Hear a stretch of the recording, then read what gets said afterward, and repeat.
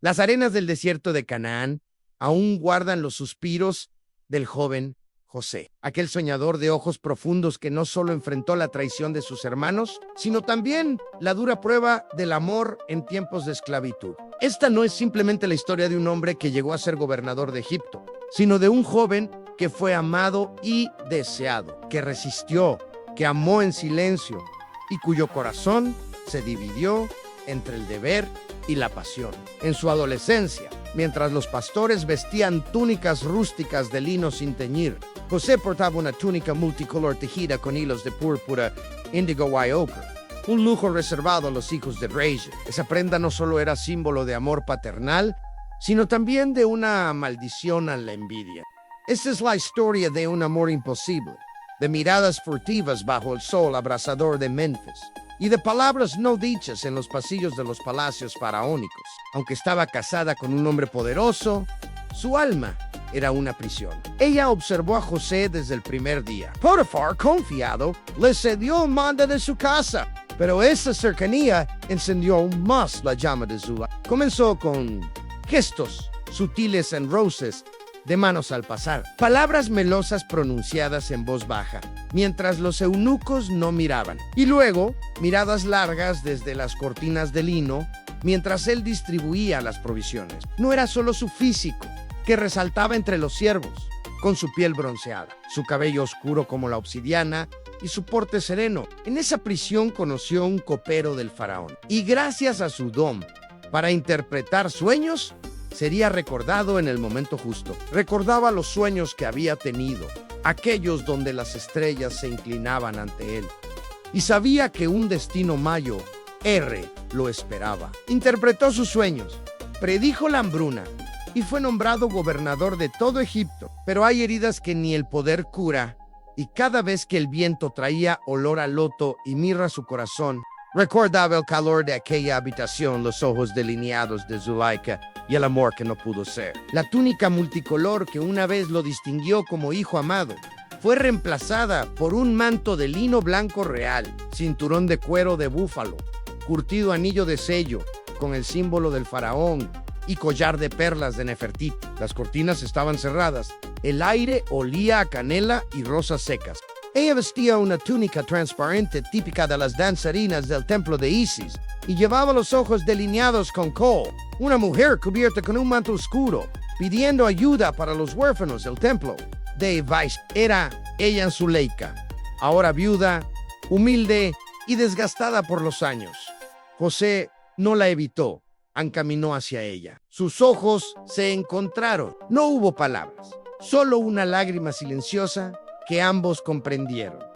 Hazme tuyo, susurró, a nadie lo sabrá. Te amaré más que a la vida. José tembló. El deseo lo quemaba, pero la lealtad a Dios y a su amo era más fuerte. Salió corriendo dejando su túnica en las manos de ella, como un símbolo de su decisión y del inicio de su caída. Pero el amor, cuando es prohibido, tiene el gusto amargo de lo imposible, y su corazón comenzaba a agrietarse con cada intento de ir su mirada, profunda y limpia, como los manantiales del Sinaí, la que la desarmó. José era el hijo favorito de Jacob, nacido de Raquel, la mujer que su padre más amó. La justicia egipcia, aunque refinada, no perdonaba a un esclavo que deshonraba a la esposa de un noble. Fue llevado a la cárcel, un lugar oscuro bajo las murallas del templo de Amón, donde los gritos de los prisioneros se mezclaban con el sonido de las cadenas y los rezos de los condenados. Allí, entre humedad y penumbra, José lloró por primera vez, no por miedo, sino por amor. Había amado a Zuleika en silencio, y ahora ese amor lo había enterrado. Un día, siendo aún joven, fue vendido como esclavo por sus hermanos y llevado a Egipto, una tierra de pirámides majestuosas, templos de piedra caliza y canales del Nilo repletos de papiros. Allí, la arquitectura hablaba de eternidad, y los perfumes de mirra, incienso y loto se mezclaban en los pasillos de las casas de los nobles. Lo había perdido todo: el respeto de su esposo, la serenidad, la oportunidad de amar verdaderamente. Se decía a sí misma que José la odiaba, pero en el fondo sabía que él la había amado con un amor más puro del que ella había ofrecido. La residencia de Potifar, ubicada en las afueras de Tebas. Era un oasis de mármol y jardines con estanques de loto azul y dátiles frescos. Allí vivía su esposa, una mujer cuya belleza era conocida incluso entre los escribas que pintaban murales en los templos de Zulaika, según tradiciones posteriores. José llegó con cadenas en los tobillos, pero con los sueños intactos. No sabía que en esa tierra conocería el deseo, la traición y también un amor que marcaría para siempre su alma. Fue comprado por Potifar, un alto funcionario del faraón, comandante de la Guardia Real. Zulaika era egipcia de sangre noble. Vestía lino fino, bordado con hilos de oro. Usaba brazaletes de escarabajo esculpidos en lapislázuli y su perfume de almizcle era inconfundible. José sirvió con lealtad y todo lo que tocaba prosperaba. José, aunque tentado, luchaba contra sí mismo. Una tarde, cuando el calor del Nilo adormecía a los sirvientes, Zulaika lo esperó en su habitación.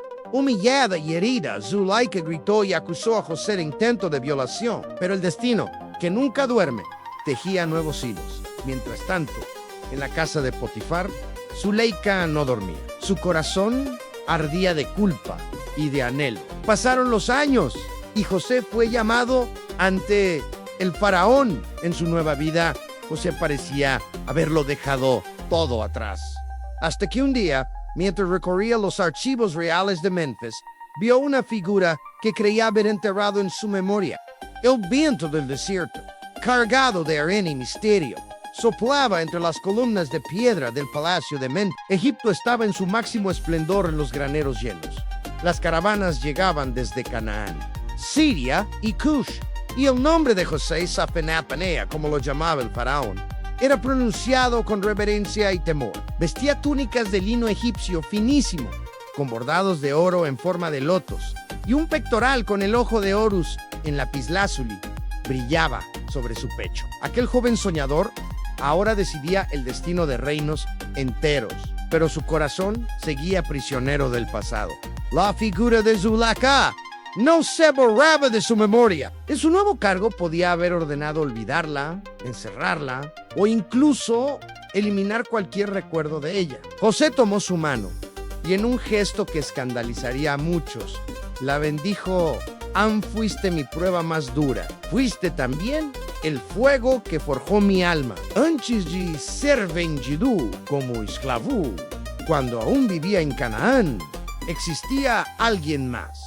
Una joven pastora llamada Dina, hija de su hermana Leah, que aunque no consanguínea, había despertado en él los primeros sentimientos de amor puro. Jugaban entre los campos de cebada, compartían higos bajo los sicomoros y soñaban con un futuro sin traición. Dina fue secuestrada por príncipes de Sikkim y posteriormente repudiada por su familia. Nunca más supo de ella. Entre perfumes de papiro, nardos y granadas abiertas, su mente se transportó a los días de juventud. Porque aunque su historia fue de salvación, también fue de amores imposibles. Fue la del hombre que amó sin poseer, que sufrió en silencio y que, aún rodeado de oro y poder, nunca dejó de ser el joven hebreo de túnica multicolor que soñaba con las estrellas. De dos mujeres que marcaron su camino en una, por el fuego de la pasión, otra por la ternura del recuerdo. Su belleza ya no era cantada por los músicos de la corte, pero su mirada tenía la profundidad de quien ha amado, perdido y aprendido a perdonar. José debía tomar una decisión: ¿an seguir el llamado de su corazón o sellar su historia con el silencio de la razón? Era Dina. Había sobrevivido a la vergüenza, a la soledad, y su único deseo era encontrar paz. José la reconoció de inmediato. La emoción lo sobrepasó. Tu corazón es demasiado grande para pertenecer a una sola mujer, le dijo suavemente. Allí, Dina y él vivieron años de conversaciones largas. Compartieron la crianza de los sobrinos traídos de Canaán. Y cada noche, bajo las estrellas que una vez soñó, José agradecía a Dios por no haber caído en la tentación del poder ni del rencor. Pero si alguna vez fuiste mío en pensamiento, me basta. No solo eran los lazos familiares, era el recuerdo de aquel primer amor sin mancha. Un día, recibió una carta con un sello real. La misiva decía: hay cosas que el tiempo no borra, ni el poder eclipsa. Ven, ¿Qué habría sido de él si hubiera caído en los brazos de Zulaika? Si el amor prohibido lo hubiera vencido y si hubiera huido con ella. Pero el destino, como el Nilo, sigue su curso.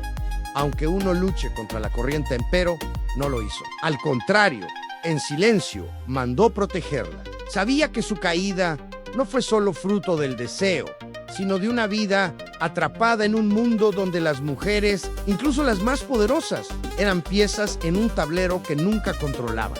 El palacio la recibió en silencio. Cuando cruzó los pasillos de mármol, donde antes había sido reina del deseo, su corazón latía con fuerza. José la esperaba en la sala de columnas de papiro, donde los jeroglíficos hablaban de antiguos dioses y de amores imposibles. Cuando se vieron, no hubo necesidad de palabras. Una noche, mientras los cielos se iluminaban con los cánticos en honor a la diosa Nut, José caminaba por los jardines reales. Mientras tanto, en un rincón olvidado de Tebas, Zulaika vivía en humildad, dedicada a cuidar niños huérfanos y mujeres repudiadas por sus esposos. Zulaika, cubierta con un velo azul noche y una túnica de algodón, tejida por las manos de las mujeres que cuidaba, llegó a Menfis. Ambos sabían que lo que alguna vez fue pasión prohibida, ahora era un amor madurado por el dolor y la distancia. Pero el corazón de José aún guardaba otro secreto. Ahora, años después, cuando la hambruna trajo a sus hermanos a Egipto en busca de alimento, también vino con ellos una mujer anciana, vestida con ropas sencillas, ojos tristes y voz firme. En medio del reencuentro con sus hermanos, del llanto de su padre, Jacob, al saber que su hijo vivía, y del reencuentro de dos pueblos. Zulaika, al ver la llegada de Dina, comprendió todo. No hubo celos, solo una sonrisa dulce y un gesto de respeto. José decidió entonces construir una casa fuera de la ciudad, junto a los campos de papiros, donde el Nilo serpenteaba como una serpiente sagrada. Y sin embargo, en lo profundo de su alma, cada vez que el viento soplaba del sur y traía el perfume del almizcle, José cerraba los ojos. Y así, la historia de José no fue solo la del soñador que venció la adversidad.